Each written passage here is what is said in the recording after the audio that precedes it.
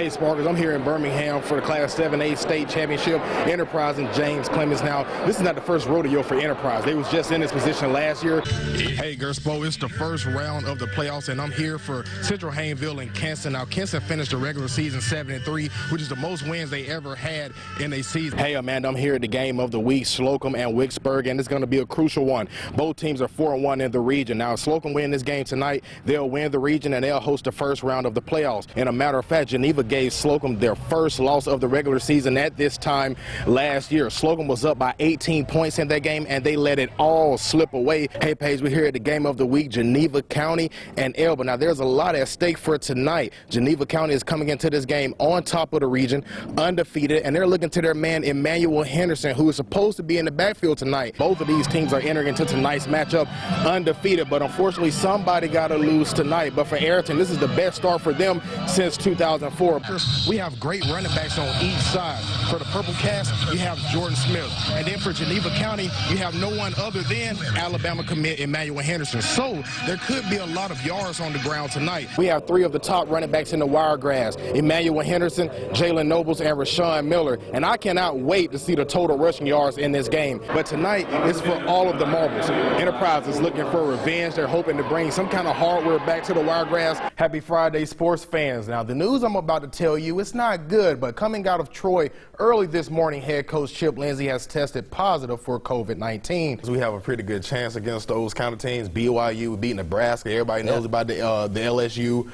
I'm rocking with my boys here. And college football, it's the most important week when it comes to rivalries. That's right. Did I hear someone say it? The Iron Bowl. Now, we all know this is one of the most exciting and important rivalries in college football. Now, taking a look at high school ball now, Abbeville Christian playing in the Crampton Bowl in Montgomery. John David Taylor gets the handoff up the middle, as you'll see it right here.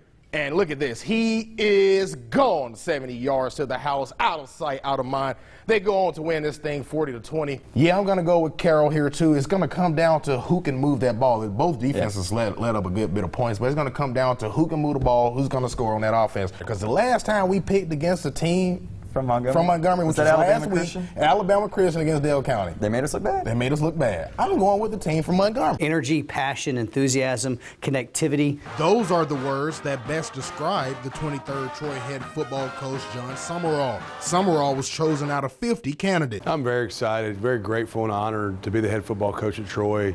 It's a tremendous opportunity to lead a program that's so storied and has such support and such high expectations. Summerall is a part of the reason why expectations are high for Troy University athletics, especially the football program. Summerall was a part of Neil Brown's staff from 2015 to 2017, where he helped Troy to a 21-5 combined record in those years, a Sun Belt championship, and bowl victories before leaving for Ole Miss and later returning to his alma mater at Kentucky. Without the opportunity to be on his staff, I probably wouldn't be standing here today. And so I don't take his opportunities he's given me lightly. He's been a great mentor to me, a great friend to me. Sometimes friends don't always hug, we fight, but Neil has set the example for me. Like teaching Summerall how to recruit, as he was considered one of the program's most valuable recruiters.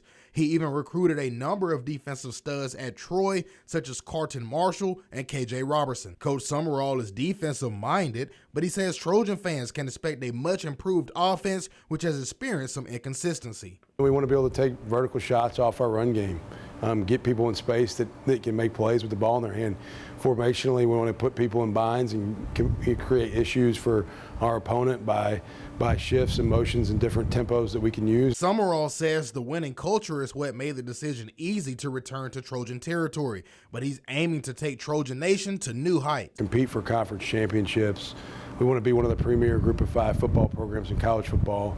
We want to get into the top 25. Reporting in Troy, Robert Smith, WDHN News for the Wiregrass. It was tons of excitement at Dothan High School basketball pep rally, but the student body erupted after an appearance from new head football coach Jed Kennedy. In November, Coach Smitty Grider resigned after the Wolves finished the 2021 season 4-6. Out of over 40 applicants, 6 candidates going through the interview process, Kennedy got the nod. He's very passionate. He's passionate about football, but he was even more passionate about his relationships that he wants to build, not only with football players, but with our student body, with our faculty. Kennedy previously served as the assistant coach and defensive coordinator for region rival Enterprise. Got a chance to see up close the potential in this position. The big thing with me was after talking with Coach Noble and Dr. Cole and listening to their vision for what this football program can be and how it can help. Kennedy says Dothan football can be a championship program that he knows all about. He has 14 years of coaching experience where he put together a 115-47 record, 1 championship, and a 26-10 playoff record with 5 other programs. If you look at any successful business or any successful team, they're all people first that are relationship driven. The second thing is all those programs where I've been fortunate to be at and been a part of have great discipline. The third thing is we're going to play a tough physical brand of football.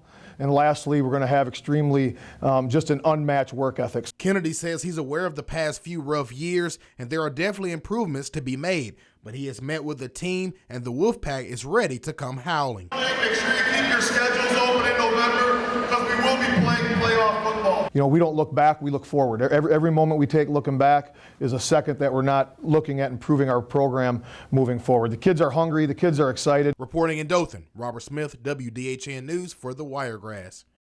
In an Auburn and Georgia showdown on the Plains Saturday, known as the Deep South Oldest rivalry, it came down to the final minutes. Now in the first half, you may have thought differently. The Bulldogs hungry and having it their way.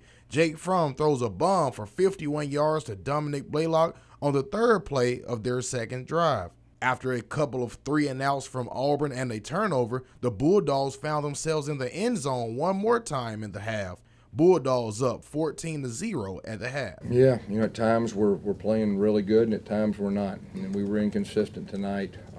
Like I said, I wish we could have put some points on the board in that first drive, and you know, if we hadn't had the fumble there. But you know, you saw when we got things going in the second half, you know, we looked like a good offense. In the second half, the Tigers did look good on offense. The Tigers allowed 1 touchdown in the second half, but they scored their first touchdown of the game within the first 5 minutes of the fourth quarter. Bo Nix to Eli Stove. After a stop from the Tigers defense, the next drive, Bo Nix called his own number for a nice 2-yard touchdown. Tigers within 7 with lots of momentum. While on that drive of momentum, a catch by Seth Williams was called back due to being out of bounds. Coach Malzahn called it a game changer in closing minutes. Like I said, we got down to the 22-yard line. We thought we had a completion. They overturned it. Looked like an NFL catch to me. That was a tough one. That was a real tough one. Although the Tigers came up short, they are not giving up. We still have a lot left to play, and so we got a big one coming up next week, and then the next 2 weeks or a week after that with the Iron Bowl, and so we'll be ready.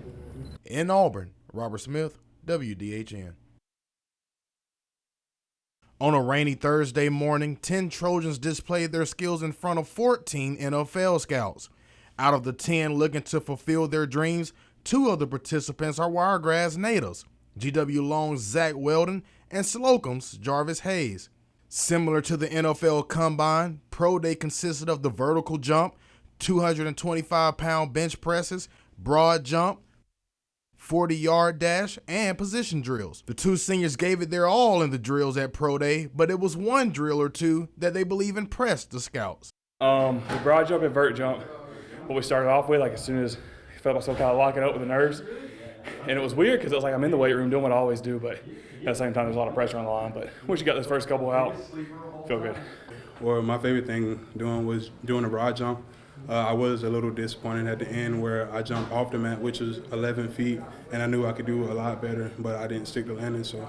Speaking of impressive, cornerback Will Sunderland ran a 4.4 in the 40-yard dash. His time would have been ranked 10th among cornerbacks at last week's NFL Combine. You know, I can do what the other guys can do at the Combine, so, you know, have to, you know, come out there and just go hard. All of the guys featured in Pro Day were grateful to be presented a big opportunity, but for Zach and Jarvis, it meant a tad bit more. A big blessing, you know, coming out of a small town, you know, where hardly everybody get out. I know there's a couple of people that got out, Brad Baxter, Tony Bowick, which are my family, and I feel like if I can join that with them, then it'll make me happy and also my town and my family happy.